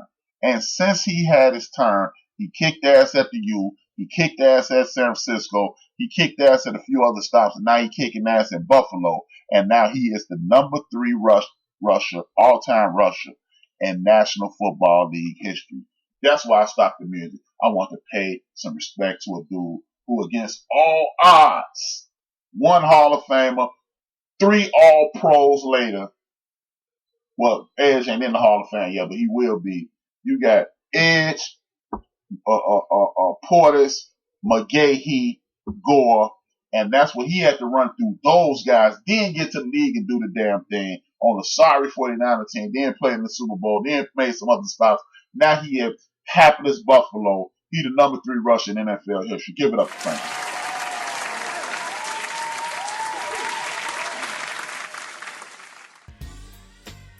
I had to give it up to Frank, man, because that's one hell of when only person you behind is only people you behind is Walter Payton and Emmitt Smith, and a lot of y'all don't respect Emmitt Smith because he had that big line and blah blah blah blah blah blah blah blah. You know what? You still got to run, Because there's a whole bunch of people with some real good lines and they ass wasn't shit. So, big ups to Emmitt Smith, big ups to the great Walter Payton, rest in peace, and big up to Frank Gore. You can practice your speech the day you hang up your jersey, homie. The next thing I want to talk about. Please, James Brown, please, miss me with this instant replay nonsensical foolishness again. I'm glad that the instant replay got shoved up Sean Payton behind, even though they won. It didn't work. Second thing, everybody was up in arms about my main man Joe from Houston, Houston and Indy game. Look, they didn't see it. They ain't reviewing it. Miss me with that. And this Dallas Cowboy, they come out today and said those 2 tripping penalties shouldn't have happened. I ain't trying to hear none of that. It's easy. Yeah, of course, in super slow motion and HD 5K, you can see the mistake was made. Stop asking people to make mistakes that it take you 3 times watching it in super slow motion to figure it out. Miss me with that. Go ahead on. I'm about to bust up this myth about the NFL is a passing league. If you want the NFL to be a passing league, people stop complaining about how long the game is. If anybody watched the game last night, that game was over about 10 o'clock Central Standard Time. That was a hell of a game. It was a blowout, and it was out instantly. You know why? Because they racked up over 300 rushing yards on the ground. That's what happens when you run the ball. The clock keeps running. So if you want to see balls thrown all over the field, balls getting dropped, balls getting thrown out of bounds and things like that, don't complain about the time. You can't have both. The whole passing league thing is only to get you to play fantasy football anyway, because they know if you playing fantasy football, you're going to watch. If you watch, the ratings going to be up. If the ratings up, they can charge more for advertising. The banana has been officially moved from the tailpipe. Let's not put it back in. Thank you. Next up, MVP vote. My man, Lamar Action Jackson, just put the MVP trophy in a headlock. My man, Dangerous Wilson, kicking ass and taking names, but hey, Lamar is holding it down. Power rankings goes as such. Number 5 team, the Minnesota Vikings. Hey, I don't like Kirk Cousins, but Kirk Cousins is kicking ass and taking names.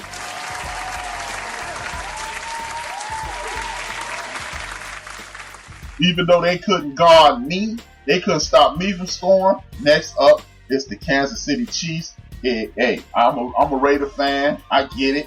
But at the end of the day, the Kansas City Chiefs, if you can't stop them, if you can't contain them, you can forget it. They are the number 4 team in the National Football League. Big ups to them. Because Patrick Mahomes is out there playing like he ain't never got hurt.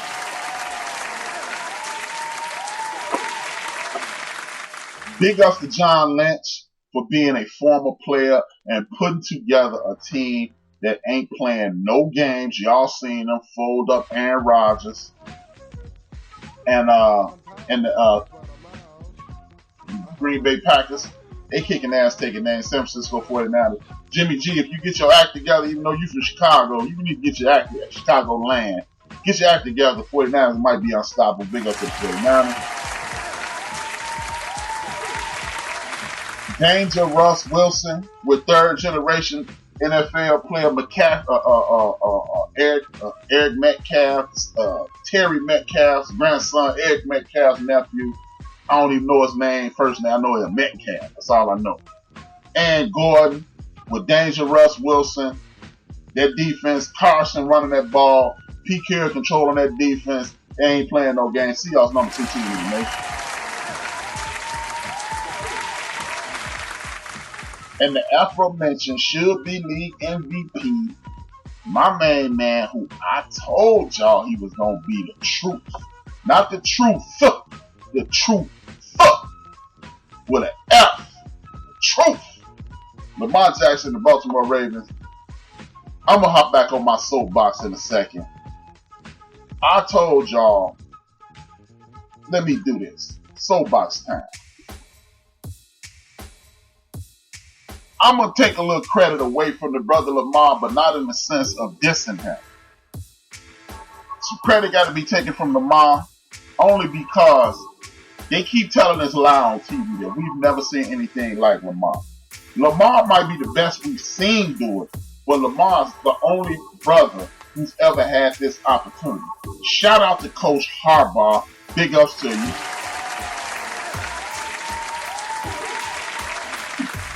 Coach John Harbaugh is the first NFL coach in NFL history to allow a brother at quarterback to do what a brother does. They kept trying to make other scrambling quarterbacks, like the brother who was drafted by the Raiders out of Grambling, Joe Gilliam back in the 70s with the Steelers.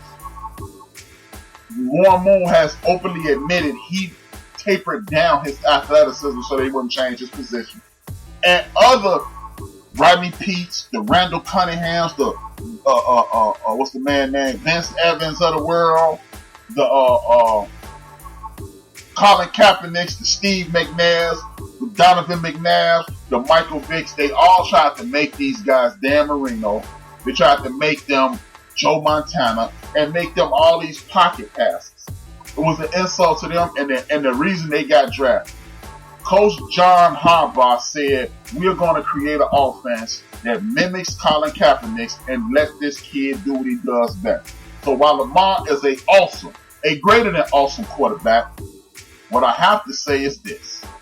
Miss me with that nonsense about him being the greatest ever, because other brothers didn't get their fair share. Fair shot. With that being said, big ups to Lamar. You doing your thing. I got nothing but respect for you, young brother. Keep killing the game. Much love. Like I was saying, man, it's all good, though. Oh. I ain't want to take no credit away from the young brother Lamar, but I also didn't want to I ain't want to not give the brothers that came before him the proper acknowledgement and respect. Because Lamar, bad brother. Yeah, that's right, Warren. Lamar is a bad man. But they want to act like Randall Cunningham, if given the opportunity, couldn't have done this. Our brother Mike, the late great Steve McNair, league MVP one time, and other brothers who didn't get the opportunity to be themselves and was always trying to convert them into pocket passes instead of coaching to what you have, instead of trying to get what you have and make it to what you want it to be. It's like dating a fat girl talking about, I'm going to make you lose weight, baby. No. Or dating a stupid man and say, I'm going to get you smart. Hey, you pick them as the stupid man, let the man take out the garbage and mop, and you do everything else. You got the fat girlfriend, make sure she can cook. That's all I'm saying. No disrespect to stupid men or fat women. Y'all understand the analogy. But big ups to Lamar and the Baltimore Ravens.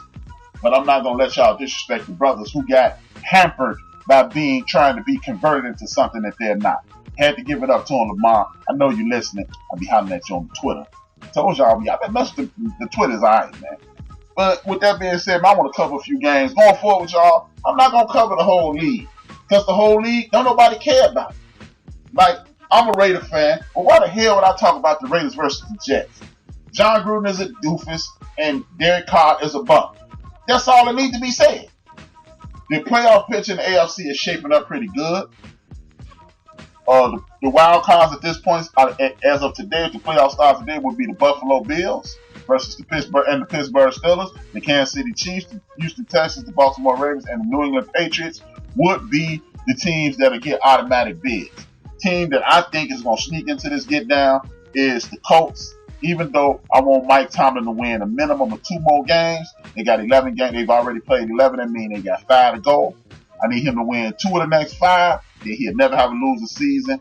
And even though Kyle Shanahan is looking like the front runner for Coach of the Year, I think he should go to my brother Mike Tomlin, because when you lose a Hall of Fame level running back, you lose a Hall of Fame overrated rapist quarterback. Hall of Fame level quarterback and a Hall of Fame wide receiver, and you still win 8 games in the season. Hey, big ups to Mike Tomlin, but I know they're going to give it to Kyle Shanahan because his record better, but it should go to the dude who did the greatest coaching job. Speaking of great coaching jobs, y'all said Brian Flores and the Miami Dolphins were tanking. I told you they were creating a culture. I understand that the Dolphins have only won 2 of their 11 games, But at one point this season, they were the joke of the town. And as usual, the Jets and the Cincinnati Bengals have wrestled that title right out of their hands. Looks like Marvin Lewis wasn't the problem after all, was it?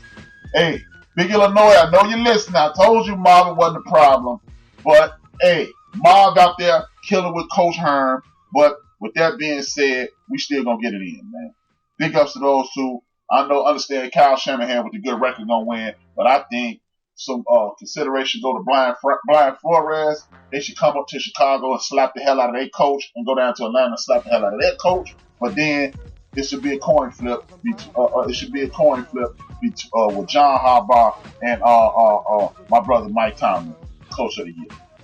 Now, with that being said, I'm gonna go over this game. Eagles in Seattle. Look, Carson Wentz is an overrated Rudy Poo. Golden cap for the Bears. That's from Latasha Brooks. Not gonna happen, Latasha. Don't hold your breath. You're gonna pass out and die if you wait for that to happen. If you think Kaepernick is ever gonna play in the NFL again, I'm gonna need you to come to my crib and buy some of this swampland I got behind my house. I got 10,000 acres behind my house, and it's only gonna cost you $600. It's not gonna happen, Miss Brooks. Sorry. But with that being said, the Eagles in Seattle, look, Carson Wentz is wildly overrated. Doug Peterson needs to run the win, throw the score. Carson Wentz is not what they thought he was. He's either hurt or inconsistent. That's why the Seattle Seahawks are consistent Russell Wilson and a consistent coach. Consistent coach will get you a win every time. Next up, another overrated Rudy Poo bum buster scrub ass quarterback, which is Jared Goff. Jason Goff is a sports reporter here in Chicago. Jared Goff is somebody else. Big Illinois said goal is on its way out. We already have somebody to miss kicks. Dang. Sorry, Natasha. Seems that Big Illinois thinks that your man Robbie Gold and is a Rudy, and he don't want him on his team. No comment. I think they need to just slap Mr. Trubisky and see if they can trade him for a hot 6-pack and a stale bag of Fritos, and then call it a day. But Jared Goff, Carson Wentz both got paid. All y'all was telling me that Dak wasn't that good. Dak ain't this, Dak ain't that. And now the truth is coming out. Dak is being coached by a moron. I repeat, Dak Prescott is being coached by a moron. That's why his growth has been stunted. Goff, if you put the dude who coaching Jared Goff into Dallas, the Cowboys would have won the Super Bowl this year. The Ravens, it goes without saying, the Ravens is getting it in. Warren Moon ran the CFL for a few years. Yes, he did, man. Yes, he did. Next up, the Packers. Money-making Mitch for MVP. Most valuable punk motherfucker. Is that what you're saying? Because I know you don't mean player. Because he is putrid. He's pitiful. He's pitiful. Big Illinois. Stop it with the foolishness. And I'm not listening to your demo. Next up, the Packers versus the 49ers was a disgraceful display for one Aaron Rodgers. Again, this is a team that has very little adjustment in their game plan. This is why teams have adjusted and adapted, and they kicking their ass. Stop trying to put the S on the quarterback's chest and run the damn ball. Otherwise, your man gonna continue to look like a rookie. The Packers, the Cowboys versus the Patriots. The Cowboys clearly got a coach, and their owner came to the forefront and said, "I'm firing this bum," in so many words. Look, this is fundamentals, just like I was talking about. You don't need to hire. I heard Nick Wright talking about you need to hire some egghead from Yale and let them know and yada yada yada. No, you don't. You need to have somebody who knows how to coach football. Belichick is just a very good. He's a football guy, and that's why he kicks ass, and that's why he can't be contended with, because the rest of y'all are looking at computers while Bill Belichick is looking at the reality of the situation and kicking y'all ass annually. Big ups to Bill Belichick and the New England Patriots for beating the Dallas Cowboys.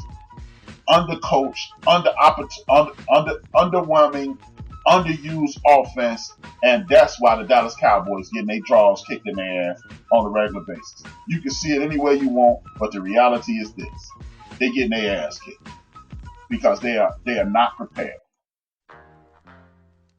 and that's just the way it goes. Now, when you're looking at the Houston Texans, when you're looking at Lamar Jackson, and you're looking at these other teams throughout the NFL, the teams with the quarterbacks that execute, and the teams with a running game win. I told you guys back in August that the team with the best running game, the most consistent running game, and the defense will win. I told y'all in August the running game will be prevalent in the National Football League this year. And as I look at the league, as I look at everything and the way it's shaking down, let's look at the AFC picture. The New England Patriots, they played the weakest schedule in the league, but every time they run, they win. Tom Brady has had one of the worst seasons of his life. The defense is winning. Look, this is why defense and running helps you win. Because the running game allows the defense to rest. If the defense is well-rested, you get it in. Point blank period. The Houston Texans, when they run the ball, they win. The Kansas City Chiefs, when they run the ball, they win. Buffalo Bill quarterback might as well be playing with his hands in his pockets. And when he running, they win. Go to the NFC, 49ers running their ass off. The Saints, Kamara's running their ass off. Rodgers and Aaron Rodgers having off here, the running back getting it in. 6th ranked rusher in the league, Ezekiel Elliott. Carson is kicking ass. Who's carrying the Vikings? My main man, Dalvin Cook. The Rams, the Bears, the Eagles, the Panthers, they are not running the football like in the past. Guess what? They getting their ass kicked like in the present. Don't listen to me. You don't have to. I get it. It's cool. You don't have to listen to me. You don't have to pay attention to me. But I challenge you to go to Pro Football Weekly and look up the teams with the best running games and the most consistent running games. They are at the top of the rankings. The teams with the worst running games are at the bottom. Detroit Lions, Arizona Cardinals, Tampa Bay Buccaneers, Washington Redskins, Washington Racial Slurs, even my Raiders. Derek Carr is a bum, but Josh Jacobs can run. They're 6-5. I'm just telling you, man.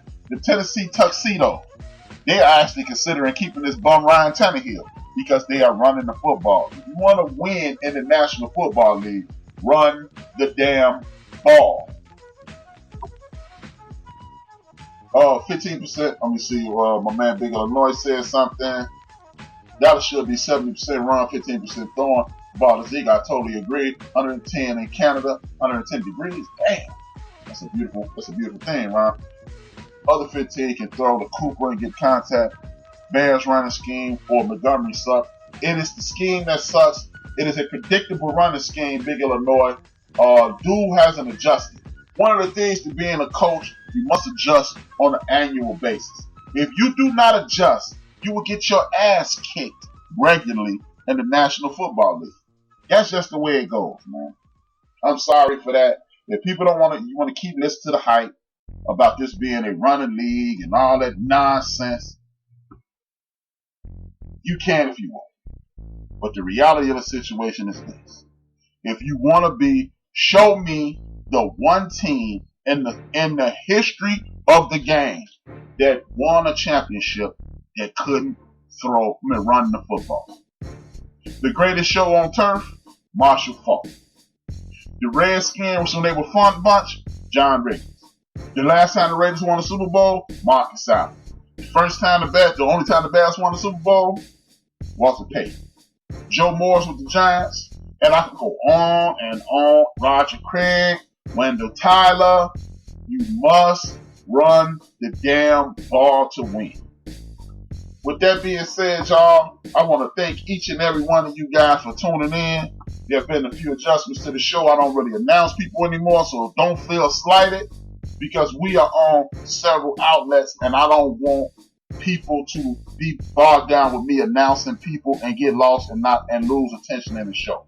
Again, if you missed the show in its entirety, you can go back to Spreaker.com and listen to the show in entirety. You go to YouTube, Apple Podcasts, Spotify, iHeartRadio, Google Podcasts, Castbox, Deezer, and Podcast Addict.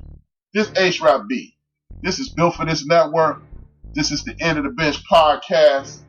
Thank you guys for tuning in. I will see you in 165 hours. I'm out.